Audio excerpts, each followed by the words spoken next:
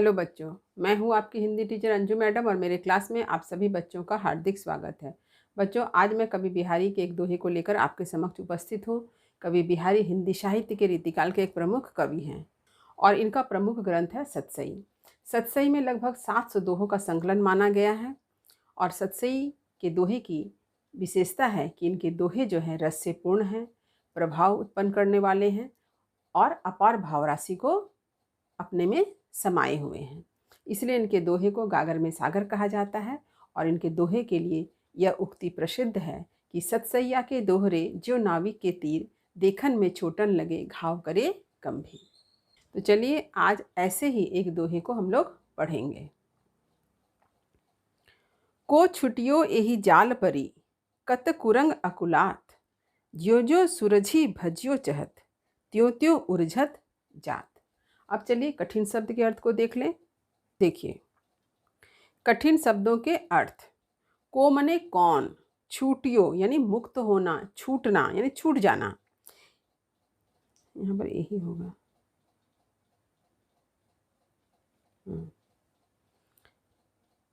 कठिन शब्दों के अर्थ।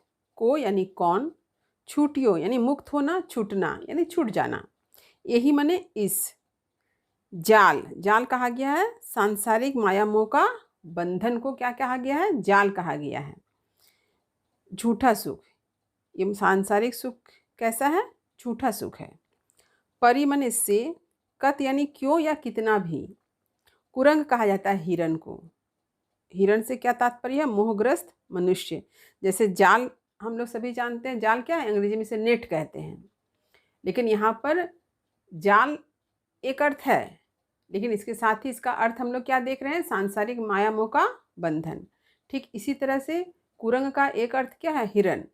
इसके साथ ही साथ हम लोग एक और अर्थ जानेंगे कि माया मोह से ग्रसित मनुष्य को भी कुरंग कहा गया है। यानी ये प्रतीकात्मक शब्द है, यहाँ पर प्रतीक रूप में इसका व्यवहार हुआ है। अकुलात यानी व्याकुल होना, परेशान होना। ज्यों ज्यों मने जैसे जैसे, सूरझी मने सुलझाना, भज्यो मने भागना, उर्झत यानी उलझना। देखिए प्रतीक यहाँ मैंने लिख दिया है। जाल जो है सांसारिक सुख है और कुरंग कौन है, मोहग्रस्त लोग। तो ऐसे आप जान ही रहे हैं कुरंग हिरण को कहा जाता है और जाल तो आप लोग जानते ही हैं। तो अब चलिए मैं इस दोहे के प्रत्येक पंक्ति की व्याख्या करती हूँ, खूब ध्यान से सुनिए। कवि बिहारी ने इस दोहे के माध्यम से यह बतलाना चाहा है कि हम मनुष्य जो इस संसार में जीवन यापन कर रहे हैं, यानी संसारी मनुष्य दिन प्रतिदिन माया मोह के बंधन में क्या करते हैं, फंसते चले जाते हैं। एक इच्छा को पूरी करते हैं कि एक दूसरी नई इच्छा हमारे सामने जन्म ले लेती है। इस प्रकार इच्छाओं को पूरा करने में हमारा सारा जीवन समाप्त हो जाता है और हम इस बंधन से मुक्त होना चाहते हैं, लेकिन इतना उलझ के रह जाते हैं कि इससे निकल पाना हमारे लिए बड़ा ही मुश्किल होता है।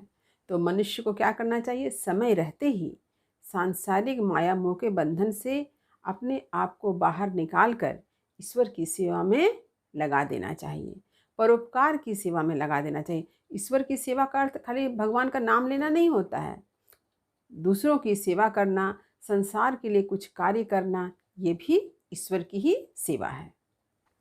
तो ये हो गया प्रसंग। अब चलिए पंक्ति को देखते हैं। को छुटियो यही जाल परी, कत कुरंग अकुलात। कवि कहते हैं कि कौन छूटा है इस जाल से।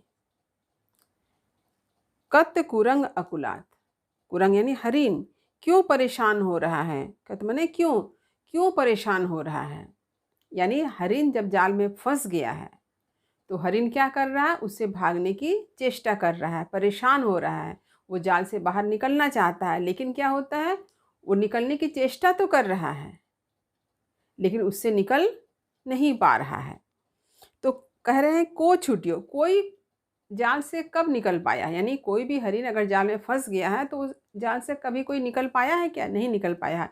वो जितना उससे निकलने की चेष्टा कर रहा है वो तो उसमें फंस रहा है, वो परेशान, उसका होना व्यर्थ है। ज्यों ज्यों सुलझी भज्यो चहत, ज्यों ज्यों हरिण चाह रहा है कि हम इसको सुलझा कर इसमें से हम बाहर निकल जाएं। त्यों त्यों उलझत जात, उतना ही वह उसमें उलझता जाता है।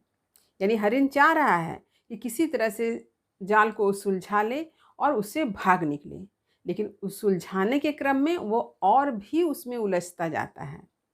तो ये एक अर्थ है हरिन के अर्थ में। अब एक दूसरा अर्थ देखते हैं। दूसरा अर्थ क्या है? दूसरा अर्थ है मनुष्य के अर्थ में। ये कवि कह रहे हैं कि सांसारिक माया मोह के बंधन में फंसा हुआ मनुष्य बहुत परेशान है, लेकिन कौन इससे छूट सका है?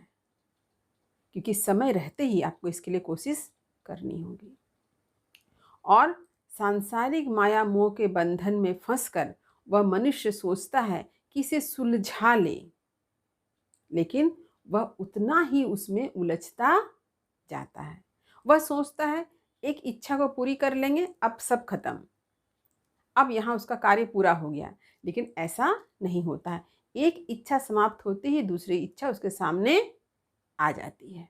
ऐसे में वह मनुष्य इस माया मोह के बंधन से छूट नहीं पाता है। तो इसके लिए क्या करना? आपको सावधान होने की आवश्यकता है। आप सावधान हो जाएं। इस माया मोह से बचने के लिए आप अपना ध्यान क्या करना पड़ेगा? परमात्मा में लगाना पड़ेगा, परोपकार में लगाना पड़ेगा, दूसरों की भलाई में लगाना पड़ेगा। अगर आप अपनी ही इच्छा को पूरी करते चलेंगे, सांसारिक माया मोह में फंसे रहेंगे, तो आप उससे कभी बाहर नहीं निकल पाएंगे, आपकी मुक्ति कभी नहीं होगी। इसीलिए यहाँ पर जो है दो अर्थ है, एक है हरिन के अर्थ में और एक है माया मोह में फंसे हुए मनुष्य के अर्थ में। जैसे हरिन जाल में फंसा है और फंस के क्या है, परेशान हो रहा है। वो तो जाल से नहीं निकल पाएगा, क्योंकि वो जितना उसको सुलझाने की कोशिश करेगा उतना ही उसमें उलझता जाएगा। ठीक मनुष्य के लिए भी यही अर्थ है कि मनुष्य भी सांसारिक माया मोह के जाल में फंस गया है। वह जितना ही उसे सुलझाना चाहता है उतना ही उसमें उलझ कर रह जाता है। तो अर्थ आपके सामने स्पष्ट हो गया। क्योंकि यही दो अर्थ होने के कारण यहाँ पर अन्योक्ति अलंकार है। आप इसको ध्यान रखिएगा। अन्योक्ति अलंकार क्यों है? क्योंकि यहाँ पर अप्रस्तुत से प्रस्तुत का कथन किया गया है, इसलिए यहाँ पर अन्योक्ति अलंकार है। अब चलिए विशेष देख लेते हैं। विशेष पहला, यह कवि बिहारी का नीति संबंधी दोहा है। इसे उपदेशात्मक शैली में लिखा गया। यानी कवि बिहारी ने हम सांसारिक मनुष्य को क्या उपदेश दिया है? क्या उपदेश दिया है? कि सांसारिक माया मोह के बंधन में हमें फंसना नहीं चाहिए। दूसरा, कवि ने सांसारिक माया मोह के बंधन तथा सांसारिक विषयों की आसरता नश्वरता की ओर संकेत दिया है। आसरता नश्वरता का अर्थ एक ही है, क्योंकि यहाँ पर कोई भी वस्तु हमेशा के लिए नहीं होती है, सभी कुछ क्या है, नश्वर है। तीसरा, जाल में फंसे हिरन तथा सांसारिक बंधन में फंसे मनुष्य की तुलना की गई है। जैसे जाल में फंसा हुआ हिरन है, वैसे सांसारिक बंधन में फंसा हुआ कौन है? मनुष्य। इन दोनों के बीच तुलना स्थापित किया गया है। हरिन जाल से बाहर निकलने का जितना प्रयास करता है उतना ही उसमें उलझ जाता है।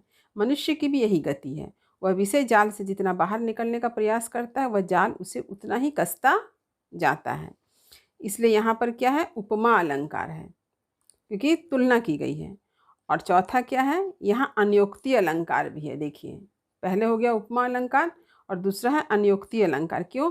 अप्रस्तुत के द्वारा प्रस्तुत का व्यंग्यात्मक कथन किया गया है, इसलिए यहाँ पर अन्योक्ति अलंकार भी है। पांचवा, कवि का उपदेश है कि मनुष्य को माया मोह से परे हटकर आरंभ से ही संयमित जीवन यापन करते हुए ईश्वर में ध्यान लगाना चाहिए।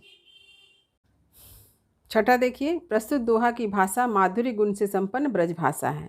सातवां, अपार भावराशि को अपने में समेटे यह दोहा गागर में सागर की उक्ति को चरितार्थ करते हैं।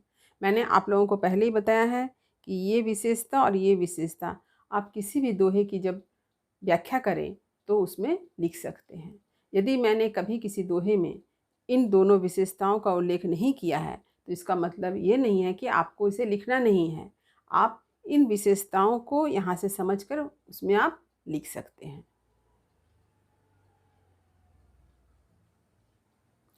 तो उम्मीद करती हूँ कि बिहारी के इस दोहे का अर्थ मैंने जिस तरह से समझाया है वह आपको अच्छी तरह से समझ में आ गया होगा। फिर भी यदि कहीं कुछ समझने में दिक्कत हो तो आप मुझे कमेंट अवश्य करें। वीडियो को लाइक करें, सभी पढ़ने वाले विद्यार्थियों में शेयर करें तथा जो बच्चे मेरे चैनल पर नए हैं वे चैनल को सब्सक्राइब करना ना भूलें, ताकि हर नई वीडियो का नोटिफिकेशन उन्हें समय समय पर मिल सके। तब तक पढ़ते रहिए, जीवन में आगे बढ़ते रहिए। मेरी शुभकामनाएं आप सभी बच्चों के साथ है। धन्यवाद।